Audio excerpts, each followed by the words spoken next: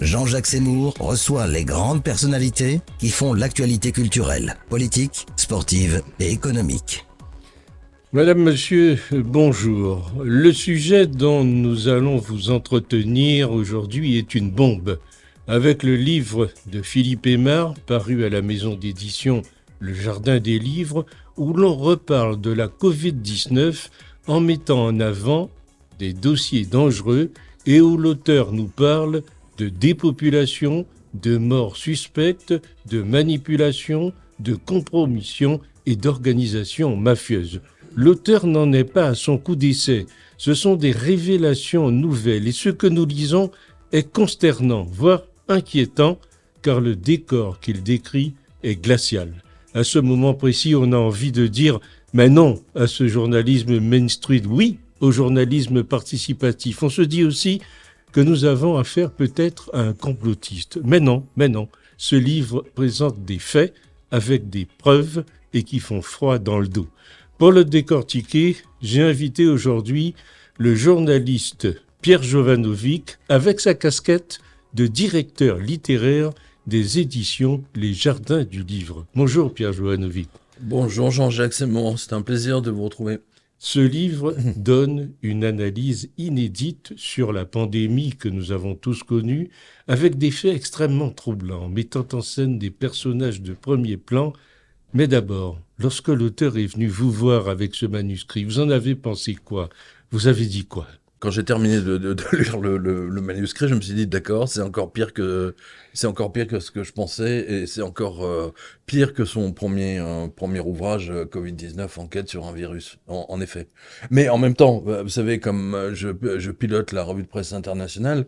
Et que je suis journaliste informatique à la base, donc je crois qu'on a déjà parlé ensemble. J'avais interviewé Bill Gates, ou Steve Jobs à une époque où personne ne les connaissait. On est dans les années 80.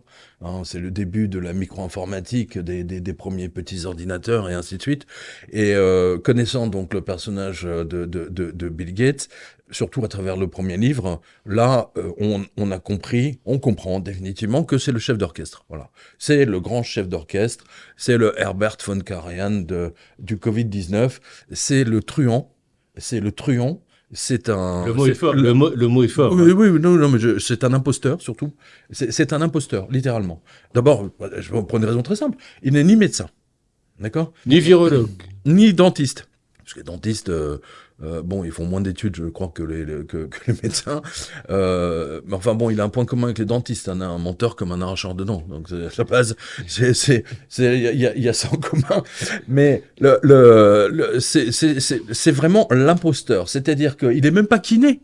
Il est même pas infirmier, il est même pas aide-soignant. Vous voyez ce que je veux dire? Il est même pas homme de ménage dans un hôpital. Vous me suivez? Il n'a rien, il n'a aucune de ces qualifications. Et, vous comprenez? Et pourtant, grâce à ces centaines de milliards de dollars dont il ne sait que faire, donc, il s'est acheté le rang de chef d'État, entre guillemets, ou de ministre des Affaires étrangères globales des Nations Unies, mais son pouvoir est beaucoup plus grand parce qu'il s'occupe de la santé. Et comme c'est lui qui a commencé à financer l'OMS, l'Organisation mondiale de la santé, donc il a mis 10, 100, machin, et puis maintenant il a pris le contrôle.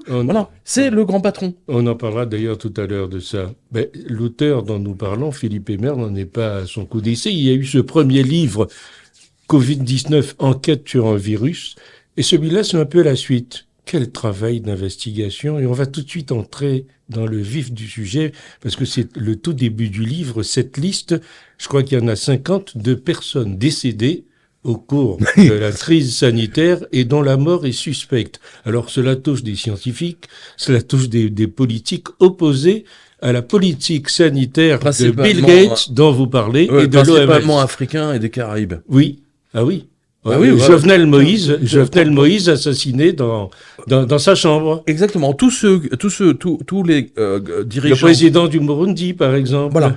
Tous les dirigeants politiques de pays africains ou d'îles des Caraïbes qui ont refusé qui ont refusé le plan de vaccination de Bill Gates à travers son organisation Gavi, parce que ça, c'est encore une autre organisation qui lui appartient à 100%, eh bien, on les a retrouvés mourus. Ils ont été décimés. Dans le premier livre de Philippe Aymar, vous avez déjà une liste. On avait déjà une liste de, je sais plus combien, 20, 30 personnes, tous des virologues, qui sont passés... Oui, des scientifiques de premier très plan. haut niveau, Oui. des très très haut niveau, qui travaillaient sur le Covid, qui travaillaient sur le... eh bien, ils sont tous passés par la fenêtre. J'exagère un peu, mais voilà, ils ont tous fait une chute du 16e étage, quoi. C'est tout à fait stupéfiant. Et là, quand j'ai vu la liste de morts suspectes dans son deuxième livre... Oui, c'est impressionnant, c'est impressionnant. On rajoute une couche, vous vous rendez compte, ça fait 40... ça fait, je sais pas, moi, ça fait 40 personnes. Il y en a une cinquantaine, à peu près. Oui, voilà, c'est ça. C'est quand même... c'est un vrai James Bond, on peut le dire. Alors, alors, vous savez, attends, quand même, le truc qui était plus drôle, c'est le cas du docteur Kennedy. C'était un virologue américain. Lui, il était pro-vaccin. Oui, il faut se vacciner, machin, truc, etc. Donc, il s'est même pris en photo alors qu'il recevait son 2e ou 3e vaccin contre le Covid. Et il expliquait sur son fil Twitter, le 18 décembre 2022, donc c'est pas si vieux que ça, 18 décembre 2022, que si jamais il ressentait des effets secondaires, il les partagerait avec ses abonnés Twitter. Bon, il n'a pas eu le temps de partager. Oui, parce qu'il est mort le lendemain. Il a été retrouvé au petit matin, mouru dans son sommeil, alors qu'il était en bonne santé, et cela quelques jours après avoir reçu sa dose. Ce médecin avait fait confiance au discours de ses autorités de tutelle, comme le montre son Twitter. Là, voilà, c'est en page 29. Oui. Voilà. Donc.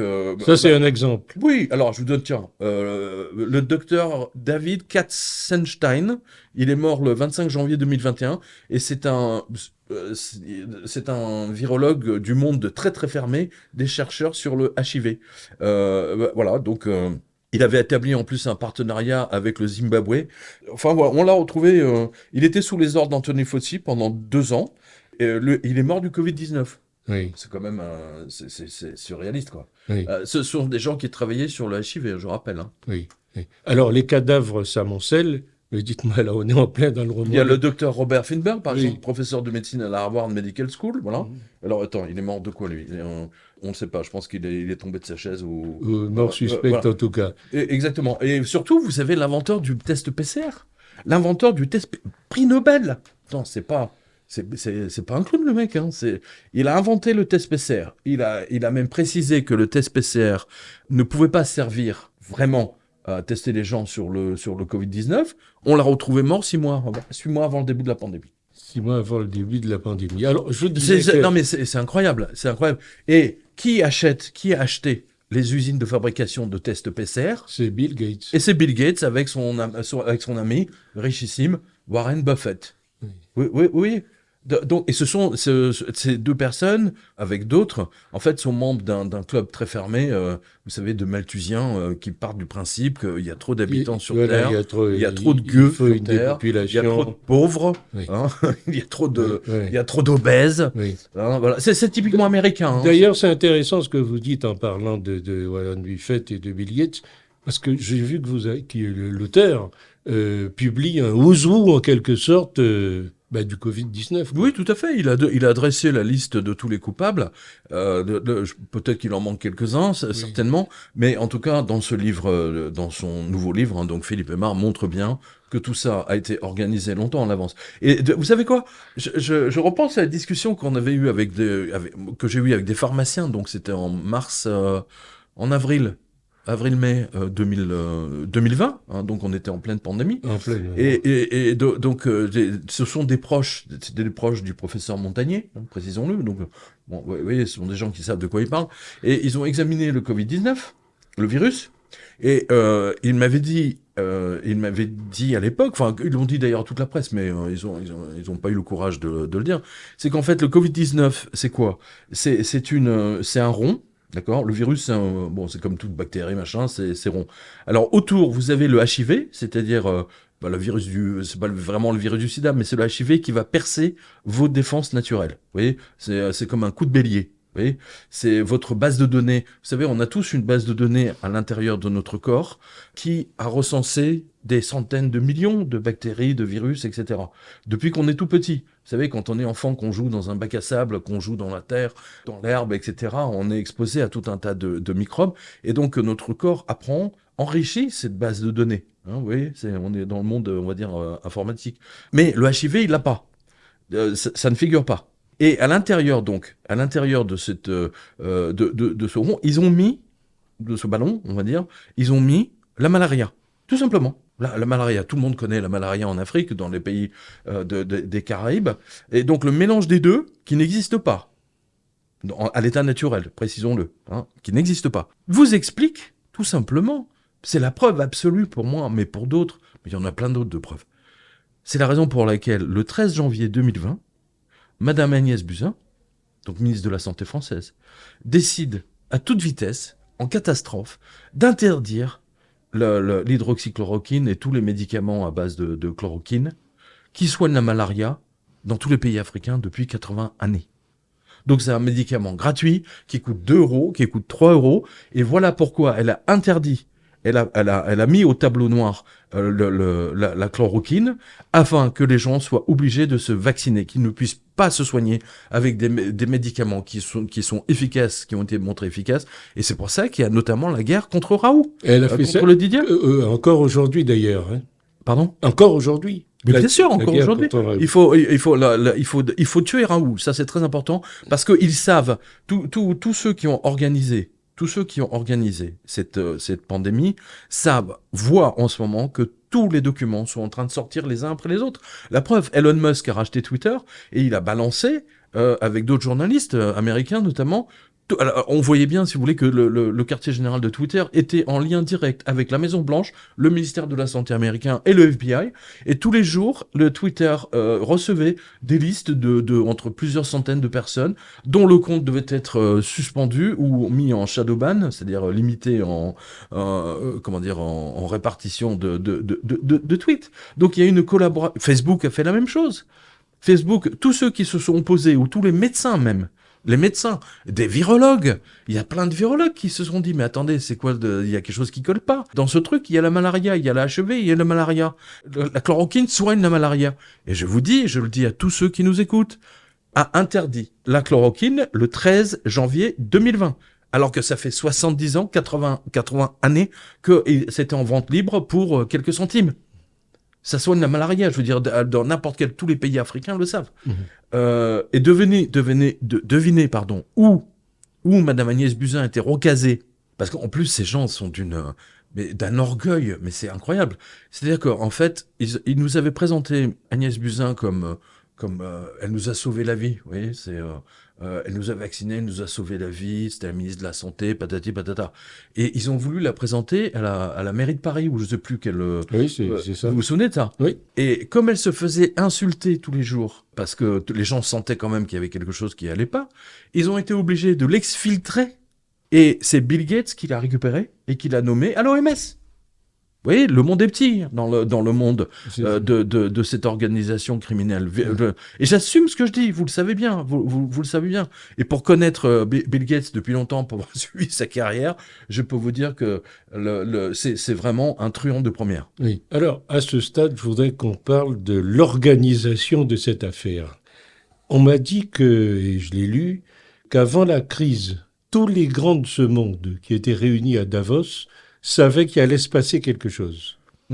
Ils étaient tous avertis. Absolument, ils étaient tous avertis.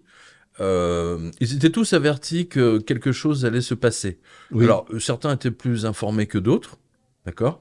Par exemple, dès l'élection de Donald Trump, eh bien, Fauci, donc son ministre de la Santé, lui a dit « Monsieur le Président, vous risquez de vous retrouver face à vous avec la plus grande pandémie jamais vécue par l'histoire de l'humanité. » Comment le savait-il ? Et les autres de Davos, comment ils le savaient ? Alors, les autres de Davos, certains grands patrons ont été avertis. Alors, je vous donne un exemple, parce que cet exemple est la preuve que tout ce que je vous dis est vérifiable, et que je l'avais anticipé d'ailleurs avant. Parce que vous savez que je fais la revue de presse internationale, et dans laquelle je fais la liste des licenciements depuis les listes de licenciements. Et au mois de novembre 2019, j'avais vu que l'industrie automobile allemande avait licencié quasiment entre 200 et 250 000 personnes. C'est comme ça, d'un seul coup, soudainement. Moi, c'est quelque chose qu'en 40 ans de journalisme économique, j'ai jamais vu. Vous non plus. Vous voyez ce que je veux dire? C'est-à-dire, vous avez Porsche, Audi, BMW, Mercedes, Daimler, donc les fabricants de pneus, je pense notamment à Continental, tous les fabricants de machines-outils qui vont justement dans les usines qui fabriquent des voitures. La totalité de l'industrie allemande de l'automobile, et ça fait du monde, vous savez, c'est leur principale industrie d'ailleurs.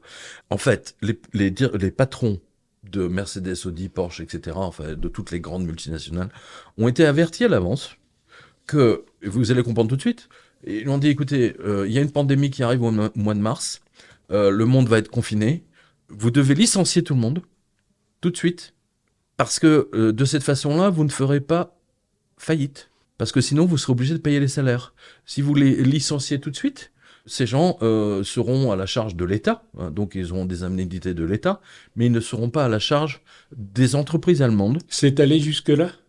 Ah mais oui, la preuve. Et tant et si bien que moi, quand j'ai vu ça, et d'ailleurs, je pense qu'à l'époque, je vous en ai même parlé, je me souviens d'avoir téléphoné à mon rédac-chef, Martial, en lui disant... là, il se passe quelque chose de très très grave en Allemagne. Ils viennent de licencier plus de 200 000 personnes et ça n'arrête pas. Quelque chose ne va pas. Quelque chose est en train de se préparer. Et en tant que journaliste, on m'a toujours appris que quand l'Allemagne s'enrhume, la France attrape le choléra. Hein, vous aussi, vous connaissez cette... donc, s'il y a 250 000 personnes qui sont licenciées en Allemagne, ça veut dire qu'en France, au mois de mars, ça sera 1 million. Donc dans ma tête, c'était l'idée. Et je me souviens, j'ai dit à Martial, ils vont trouver un moyen pour masquer ça. Effectivement, ils ont masqué, mais au sens propre du terme. C'est-à-dire qu'au mois de mars, quand la pandémie a été instaurée, c'est-à-dire vers le 10 ou 15 mars 2020, effectivement, les 250 000 salariés de l'industrie automobile allemande n'étaient plus à la charge des entreprises, mais percevaient leurs indemnités chômage. Oui, et c'est comme ça qu'ils ont sauvé à l'avance. Donc c'est un mouvement prophylactique comme aux échecs. C'est-à-dire vous savez que quelque chose va passer, et pour passer sous le radar, voilà, vous prenez vos dispositions. Cela n'a pas été le cas en France. Donc la France a été de nouveau la grande cocu de l'histoire. Oui. Comme d'hab, oui. Avec les Allemands, hein, de toute façon, c'est toujours comme ça. Les Allemands. Mais on a avec la complicité de Macron. Hein. Oui, on a accrédité à un moment l'hypothèse d'un accident. Je rappelle que Agnès Buzyn et son mari, à nouveau, on retrouve les mêmes, hein. C'est le couple qui a vendu le laboratoire de Wuhan, oui. P4, d'origine P4. C'est eux qui ont vendu et qui ont même inauguré à Wuhan ensemble. Oui, ça, on en a parlé au moment du début de la pandémie. Exactement. Donc, vous voyez qu'il y avait quelque chose... Et ce qu'on voit dans le deuxième livre, c'est ça qui est extraordinaire, c'est que Bill Gates a financé les recherches au laboratoire de Wuhan. Et pourquoi il a fait ça? Alors ça, c'est quelque chose que vous connaissez bien, monsieur Seymour. Vous vous souvenez que la loi américaine hypocrite dit on n'a pas le droit de torturer les gens. Vous vous souvenez de ça? Donc, qu'a fait la CIA? Elle a ouvert des centres de torture en Roumanie, toujours près des aéroports, à Bangkok, à côté de l'aéroport de Bangkok, où même, ils avaient même des avions, ils avaient même un avion et un bateau, hein, donc dans les zones internationales, où ils torturaient tous les mecs qu'ils avaient ramassés, tous les musulmans soupçonnés de terrorisme. Ils les torturaient joyeusement, mais pas sur le territoire américain. Vous me suivez? Oui, c'est la logique américaine, c'est la logique hyper hypocrite de l'administration américaine. Et bien là, ils ont fait la même chose. C'est-à-dire qu'une loi avait été votée aux États-Unis qui interdisait ce qu'on appelle le gain de fonction. C'est-à-dire, vous prenez par exemple le virus d'une grippe, virus banal, hein, et puis vous le branchez sur un ampli 2 fois 1000 watts. Vous voyez? Donc le virus qui était moyennement virulent, on va dire, d'un seul coup, boum, vous chopez ça, vous vous retrouvez direct à l'hosto. Oui, c'est exactement ce qu'ils ont fait. Les Américains ayant interdit ce genre de travaux scientifiques et d'amplification de virus sur leur territoire, eh bien, ils ont déplacé tout ça à Wuhan, mais pas que, en Ukraine. Hein, on le voit d'ailleurs, oui, dans le livre. Oui, d'ailleurs, c'est surprenant de voir ces relations entre l'Ukraine et les États-Unis. Mais êtes-vous vraiment surpris? Qui date pas d'aujourd'hui. Êtes-vous vraiment surpris, Jacques Seymour? Ce sont des truands, voilà, c'est tout. Ce sont des vrais truands. D'ailleurs, vous avez vu dans le livre, ils ont quand même testé un virus en Ukraine, Oui. proche de la frontière russe. Le problème, c'est qu'ils l'ont très mal maîtrisé, et donc il y a eu plus d'une centaine de morts en Ukraine à cause de ce virus, qui, Dieu merci, s'est évanoui naturellement comme tous les virus. C'est quand même gravissime. Et vous avez le ministère, vous savez, les laboratoires de recherche ultra secrets américains qui ont financé ces recherches en Ukraine avant même, il y a déjà 10 ans de ça. Oui, avant même le début Bien sûr. de la guerre. Dans ce dossier, on parle beaucoup le terme de mafia est souvent cité. Ah, mais c'est une mafia. C'est clairement une mafia. D'une part parce que... Une mafia avec qui nous cohabitons encore aujourd'hui. Bien sûr. Le souci, on le voit aujourd'hui dans la presse, c'est-à-dire que Philippe Aymar avait devancé la presse américaine, justement. C'est-à-dire que la presse américaine a mis 1 an avant de donner les informations que Philippe Aymar avait données dans son premier livre. Mais maintenant, beaucoup de journalistes américains sont très très remontés, parce que eux aussi se sont rendus compte qu'il y a vraiment une vaste supercherie, que Bill Gates est aux commandes, que Anthony Fauci, le ministre de la Santé, a menti comme un arracheur de dents à la totalité des sénateurs, des représentants de l'administration américaine, enfin du peuple américain. Et donc maintenant, ils commencent tous à gratter, vous savez, comme des chiens policiers qui cherchent un cadavre, ils commencent à gratter, ils sortent la terre, et vous savez, des cadavres qui sortent quasiment tous les jours.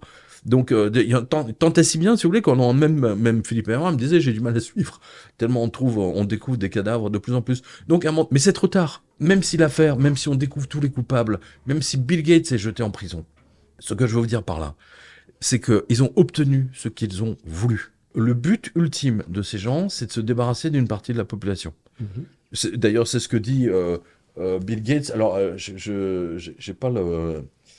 un parfait malthusien. C'est le parfait malthusien, mais en plus, tiens, voilà, je l'ai regardé. Alors, je vais l'expliquer à la radio. Alors, il y a un cliché qui se trouve page 50. Alors, c'est la fameuse photo d'une dame qui tient un journal irlandais qui s'appelle The Sovereign and Independent, c'est-à-dire que c'est le souverain indépendant. Et donc, c'est un journal qui date, alors, je sais plus, 2011. Et alors, Bill Gates a tout fait pour enlever ce cliché, cette photo d'Internet, mais il n'a pas pu parce que ça a été tellement repris de partout qu'il ne peut pas le faire. Et alors, voici ce qu'il dit, ce qu'il disait déjà à l'époque, je vous lis. Aujourd'hui, le monde a 6,8 milliards d'habitants et il se dirige vers les 9 milliards. Alors, si on fait du bon travail sur les nouveaux vaccins, les systèmes de santé, les soins sur les systèmes reproductifs, c'est-à-dire génitaux, on pourra baisser, donc ce nombre de 9 milliards, de 10 à 15%.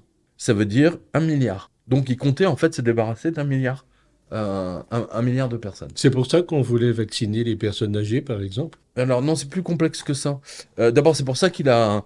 Alors voilà, moi c'est pages 50 et 51. Alors c'est plus complexe. Il le dit, sur notre travail...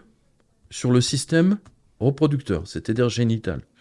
Qu'est-ce que vous avez constaté depuis des mois maintenant ? Vous avez les femmes qui se plaignent de ne plus avoir de règles, ou d'avoir des règles irrégulières, ou d'avoir des règles complètement décalées, et beaucoup ont des problèmes de santé, et donc les gynécologues ne savent plus où donner de la tête aujourd'hui, parce qu'ils ils croulent sous les rendez-vous. Moi-même, dans mon entourage, j'ai des amis, ils ont fait vacciner leur leur gamine de 20 ans. Parce que c'était son premier emploi. Elle devait travailler, je ne sais plus, dans un grand magasin. Il fallait absolument être vaccinée pour être proche du public, pour travailler. Donc, qu'est-ce qu'elle a fait, la gamine ? Elle s'est vaccinée pour avoir son premier boulot. 6 mois plus tard, boum, elle n'avait plus les règles, etc. Et maintenant, c'est que des problèmes gynéco. Et peut-être qu'elle ne pourra même plus avoir d'enfants. Et des problèmes comme ça, vous en avez. Si vous cherchez sur Facebook, les a tous censurés. Mais sur Twitter, il y en a énormément. Il y a les femmes ont énormément de soucis. Et donc, du coup, qu'est-ce que ça fait ? Vous avez eu les statistiques de l'INSEE, mais en France, Belgique, Allemagne, etc. Baisse de la natalité de 20%. Baisse de la natalité de 20%. C'est exactement ce que Bill Gates a dit en 2011. C'est dans le livre. Il s'en est jamais caché. Ces histoires de carbone, de réchauffement du climat, en fait, c'est une fausse barbe pour maquiller le programme de dépopulation. Et c'est pour ça que je vous dis... C'est grave ce que vous dites là. Mais c'est pas moi qui le dis, c'est Bill Gates. Oui. Attendez, vous avez la photo, regardez. Oui, non, Page 50-51, c'est pas moi qui le dis. À la limite, on pourrait dire, oui, vous racontez n'importe quoi. Non, on a la preuve. Voilà, regardez. Enfin bon, nos spectateurs ne peuvent pas voir, mais on va le mettre... Je vais vous lire ce qu'écrit Philippe Aymar, page 51.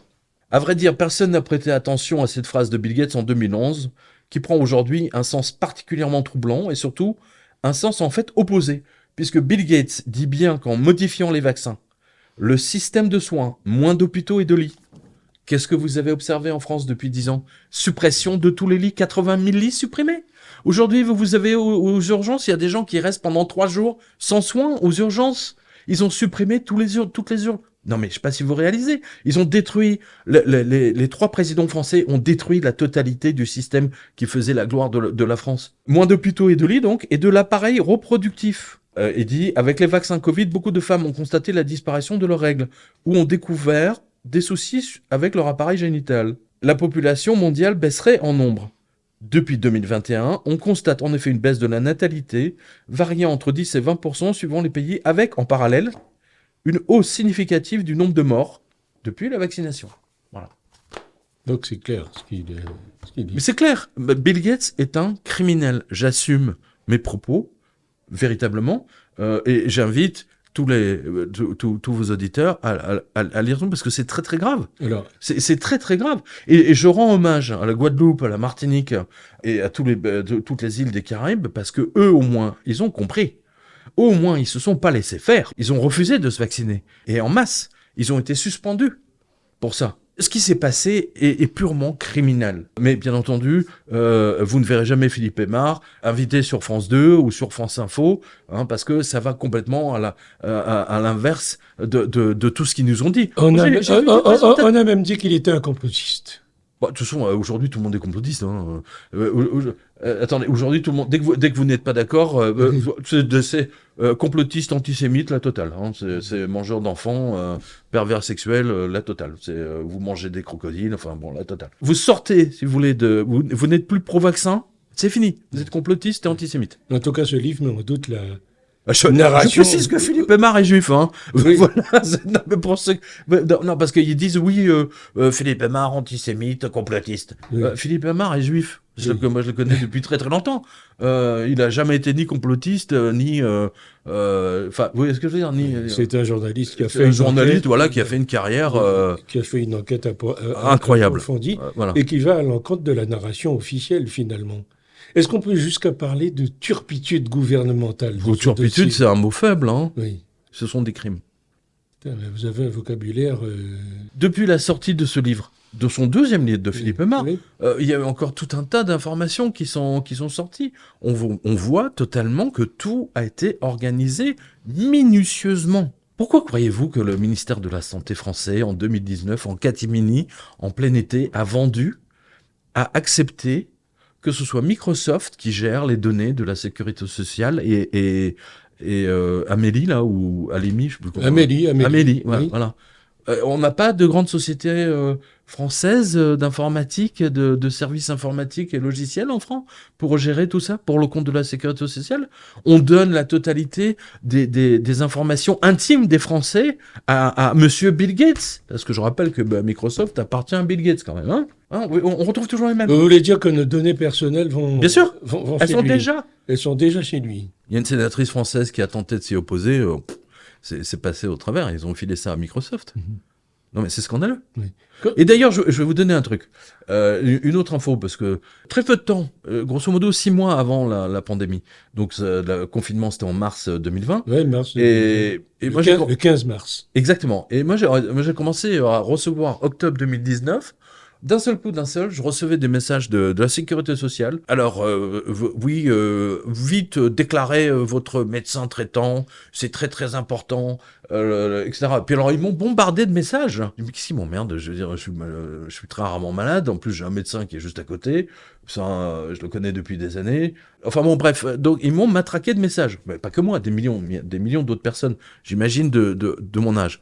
Mais c'est très bizarre. Pendant des années, j'ai jamais reçu de message de la part de la Sécu. Et d'un seul coup, 6 mois avant le confinement, ils m'ont harcelé pendant 3 mois.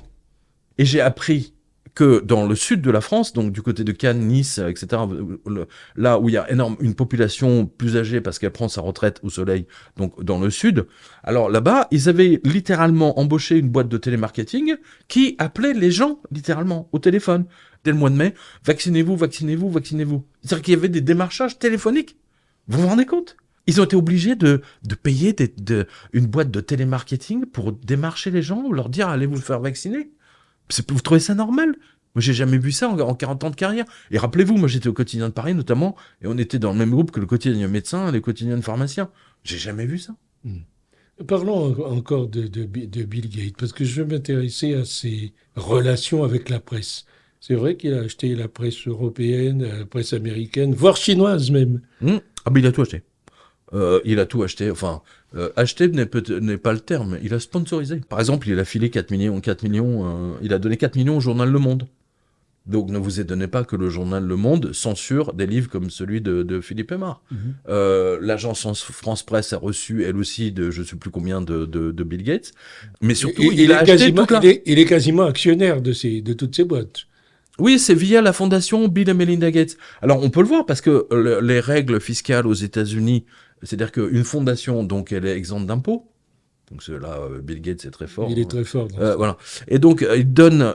Donc, tout ça doit être transparent. Donc, tout est en ligne. Vous pouvez tout vérifier.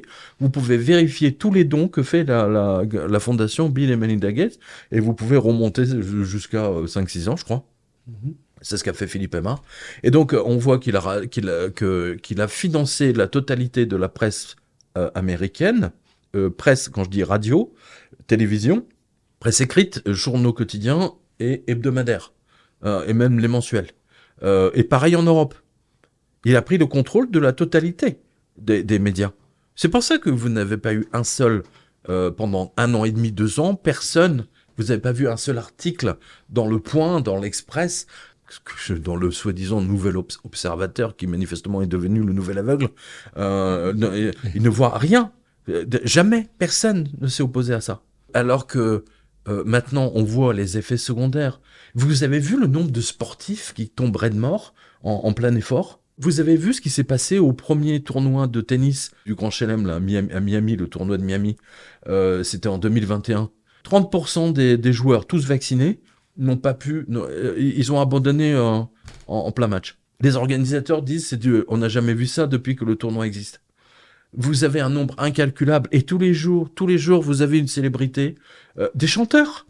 Les mecs, ils sont en plein concert, vaccinés, paf, ils tombent morts. Et je vous donne l'exemple d'Eric Clapton, le guitariste. Il s'est vacciné, il a cru. Il a cru à la propagande de l'État de Fauci et de tous ces escrocs. Donc il s'est vacciné. Et qu'est-ce qui s'est passé? Il s'est retrouvé paralysé. Le musicien, il a pété un plomb. Je veux dire, mais je pourrais plus jouer. Ses doigts, ses mains étaient paralysés. Il en veut à mort à tous ces gens. Et tous ces gens qui ont eu des effets secondaires se sont bien rendus compte qu'on leur a menti. Vous avez un nombre de morts incalculable de gens qui ont eu des cas de Creutzfeldt-Jakob du jour au lendemain. Des cancers du jour au lendemain. Je vous donne l'exemple des sportifs, notamment des rugbymen, qui courent à toute vitesse avec leur ballon, paf, et vaccinés. Et surtout, les pilotes. Aujourd'hui, les milliardaires, parce qu'il y a le salon du Bourget en ce moment, les milliardaires qui ont leur jet exigent d'avoir des pilotes non vaccinés. Il y a eu d'accidents. La FAA, l'organisation fédérale américaine qui gère l'aviation, c'est-à-dire tout ce qui touche de près ou les avions en l'air aux États-Unis, a émis effectivement des avertissements en disant bon, si vous êtes vacciné, vous faites quand même attention parce qu'il y a eu trop d'accidents en plein air, de pilotes ou de copilotes qui d'un seul coup, les mecs ils sont là, ils sont vaccinés, puis d'un seul coup, paf, ils tombent inconscients ou ils ont des problèmes. Pareil pour les hôtesses. Rappelez-vous, ils étaient obligés de se vacciner. Vous avez même eu des manifestations de pilotes. Ils étaient là sur 3 kilomètres les uns sur l'aéroport avec des pancartes. Nous ne voulons pas être vaccinés, nous sommes suspendus. Et ils ont bien fait. Et maintenant, les milliardaires, ils ont compris. Je veux un pilote de mon jet qui vaut 300 millions. Je ne veux pas que le pilote soit vacciné. Je veux rester en vie. Parlons de la collusion de Bill Gates avec l'OMS. On dit que c'est lui le Ah, c'est plus une collusion. on dit, C'est plus une collusion, ça lui appartient. on dit que c'est lui le véritable patron. Bah oui, ça lui appartient. C'est le loup dans Il la donne plus. C'est le loup dans la Bien sûr, bergerie. il donne plus d'argent. Le budget de l'OMS, c'est le plus gros contributeur. Il est devant les États-Unis, devant l'Allemagne, devant la France. D'après ce que dit Philippe Aymar, qui a examiné les comptes, le bilan de l'OMS. Mais en plus, Bill Gates n'est pas du tout satisfait de l'OMS, puisqu'il veut créer sa propre organisation internationale pour prendre le contrôle total. Et donc, ils veulent le faire. C'est-à-dire que si ça, c'est accepté par les différents gouvernements, à ce moment-là, Bill Gates aura la main en cas d'un virus. C'est Bill Gates qui va déclarer pandémie, et c'est lui C'est lui qui va déclarer. C'est ça. Oui. C'est lui qui va déclarer, et surtout, il aura la main, c'est-à-dire le levier sur le ministère de l'Intérieur de chaque pays et sur le ministère de la Santé de chaque pays. C'est-à-dire, et dicter des lois. Par le biais de sa fondation. Ah non, là c'est un nouvel... Là, c'est encore il veut faire c'est un autre OMS, c'est OMS 2.0, mais ça porte un autre nom, je crois que ça s'appelle GERM, G-E-R-M. Bon, on a compris le jeu de mots, hein, mais moi c'est plutôt gerbe, hein, parce qu'il nous donne envie de vomir. Aujourd'hui, tiens, un autre exemple. Vous avez un juge américain qui dit « Je veux que Pfizer nous donne tous les documents sur les tests cliniques. » Je vous dis ça comme ça. Et en fait, Pfizer a obtenu du gouvernement américain que ces documents ne soient révélés qu'en 2080 ou 2090. Oui. Enfin, pour que tous ceux qui ont vécu cette période-là ne le sachent jamais. Oui. Attendez, c'est quand même des histoires de santé, c'est pas c'est pas la CIA, c'est pas des secrets militaires, enfin.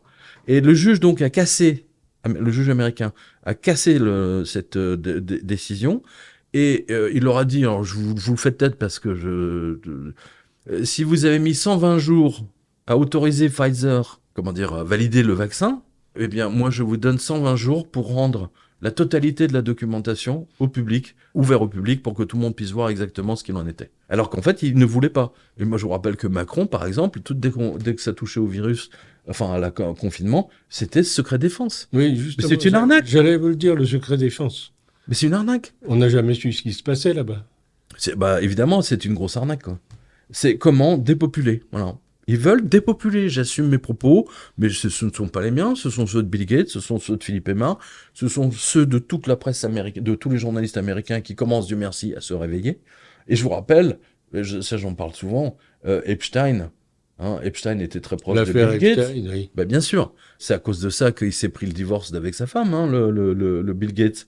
Hein, c'est quand sa femme a découvert que il s'est tapé 60 fois le voyage dans la Lolita Express là, elle a compris qu'il faisait pas du tricot dans l'avion. Hein. Donc elle lui a claqué le divorce, et c'est devenu l'une des femmes les plus riches au monde aujourd'hui.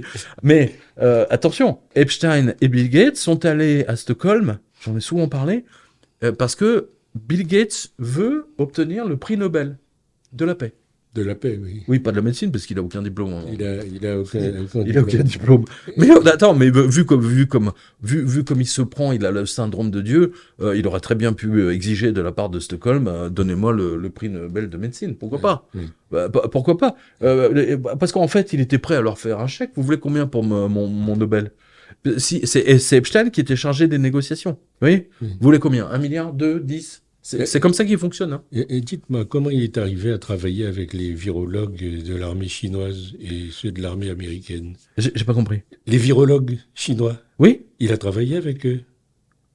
Bill Gates. Ah, mais depuis longtemps. Et avec l'armée américaine. Mais depuis longtemps, depuis 20 Oui. ans. Mais depuis 20 ans, il les a financés depuis le début. D'ailleurs, c'est justement, c'est ça. C'est la partie la plus surprenante du livre de Philippe Aymar. Hein. Oui. Cette partie-là, elle est absolument stupéfiante. Je veux dire, quand vous voyez que Bill Gates payait l'armée rouge chinoise, oui, alors que les Chinois sont à couteau tiré, enfin Pékin est à couteau tiré. Mais vous Washington, voyez, oui. Voilà, on voit qu'il y a deux mondes. C'est-à-dire que d'un côté, vous avez le ministre de la virologie chinois, qui explique au Parti communiste chinois que le Sinovac, le vaccin chinois donc contre le Covid, n'est pas assez bon et qu'il faut prendre celui de Pfizer. Et devinez qui le paye? Bill Gates. Bill Gates a payé tout le monde, surtout tous les hôpitaux, les universités, vous savez, toutes les grandes universités, le Johns Hopkins. Le Johns Hopkins, c'est lui qui donnait la liste du nombre de morts tous les soirs. Hein, vous vous souvenez, le soir, les mecs, il y avait cette espèce de sinistre personnage, Salomon, je crois. C'est Salomon, hein, c'est ça? Oui. Ouais, il me semble que c'est le petit-fils, c'est un descendant du capitaine... Dreyfus. Le capitaine Dreyfus. Oui. C'est un descendant du capitaine Dreyfus et qui nous a expliqué le nombre de morts et qu'on doit se vacciner et ainsi de suite. Et tous ces gens, en fait, ont été directement, indirectement... Et tous ceux qui attaquent Raoult, ils ont tous palpé des centaines de milliers d'euros de la part des laboratoires pharmaceutiques. Donc vous comprenez pourquoi ils veulent la peau? Parce qu'aujourd'hui, en France, le professeur Raoult est le seul, puisque Montagnier est mort, fait partie des rares qui sont capables effectivement de prendre un virus, de l'examiner, qui connaissent leur truc par cœur. Voilà. Lui, il a soigné le monde, hein, il a soigné tout Marseille, il a soigné tout le sud de la France, et même tous ceux qui avaient attrapé le Covid, hein, qui vous disaient vaccinez-vous, en fait, ils sont allés en douce se faire soigner par Raoult, dont le maire de Nice. Dont le maire de Nice, Christian Estrosi, qui a fait d'ailleurs une énorme publicité. Et je précise, puisque l'émission va se terminer, que Philippe Aymar lui-même a été soigné par le professeur Raoult, parce qu'il avait le Covid. Même pas, il n'a pas été soigné par Raoult, il a été soigné par un pharmacien qui a appliqué... En tout cas, la chloroquine était présente. Qui a suivi la méthode Raoult. Méthode Raoult. Voilà. Et en 5 jours, il était sur pied. Oui, oui. Et, moi, n'oubliez pas, tous les morts du Covid, les premiers morts, je parle ils avaient tous déjà des problèmes. Ils avaient tous une sclérose en plaques, ils avaient tous un début de cancer, ils étaient hyper obèses, etc. Donc, quand vous avez plusieurs maladies comme ça, et que en plus vous tapez une grippe, votre corps ne peut plus faire la guerre sur 3-4 fronts. Vous me suivez, c'est normal, c'est naturel. Vous êtes épuisé, et donc votre corps dit bon ben là je peux plus vous défendre, ça y est, c'est caput. Voilà, c'est tout à fait étonnant. Pierre Jovanovic, merci d'avoir été avec nous. C'est moi qui vous remercie pour votre courage. Merci pour toutes ces révélations. C'est pas les miennes, c'est celles de Philippe Aymar. Mais je les connais évidemment parce que j'ai eu le privilège de lire le manuscrit avant de sa publication, évidemment. Mais surtout, je valide. Je valide. Vous savez, c'est un exemple que je donne pour montrer à quel point Bill Gates est une ordure, un voleur. L'invention du streaming. Vous savez, aujourd'hui, Netflix, la radio, enfin tout ce qui est YouTube, etc., c'est un système technologique qui s'appelle le stream, hein, le flux, hein, en français, le flux. Eh bien, ça a été inventé dans les années 88-90 par un ancien salarié, un ancien ingénieur de Microsoft, justement. Et donc, il a lancé une société qui s'appelle Real Audio. Et c'était les premiers formats de fichiers Real Audio que toutes les radios ont commencé à utiliser. Donc on est en 1993-94, hein. Il y a longtemps, ça fait 30 ans. Et c'était des fichiers, si vous voulez, même la BBC a commencé à utiliser les fichiers RA, hein, .RA, parce que le principe, si vous voulez, c'était d'envoyer 15 secondes de son, et pendant qu'on jouait, pendant que vous entendiez le son, le système balançait tout le reste. Vous voyez, c'est le principe du streaming. Alors maintenant, c'est encore plus rapide avec les fibres optiques, mais c'est toujours le même principe. Eh bien, ça a eu un tel succès que toutes les radios de la planète ont commencé à se mettre avaient besoin de ce logiciel, donc elles l'achetaient. Que fait Bill Gates? Il lance un produit similaire et gratuitement. Ils examinent le code et en fait, que voient les gens? En fait, il avait volé le code de Real Audio. Donc, il y a eu un procès. Le procès, bien entendu, à la méthode américaine, c'est-à-dire le jour où il devait aller, où ça allait passer au tribunal, Bill Gates a reculé, a fait une marche arrière et a accepté de lui filer 300 millions de dollars. Ça, c'était il y a ou 240, je sais plus. Ça, c'était il y a 30 ans. Donc, vous voyez, il vole les choses. Et il ne les paye que quand il est obligé de les payer. C'est une ordure. Voilà, je le redis, et je le dis d'autant plus que je le connais. Merci d'avoir été avec Merci nous, à Pierre vous. Jovanovic.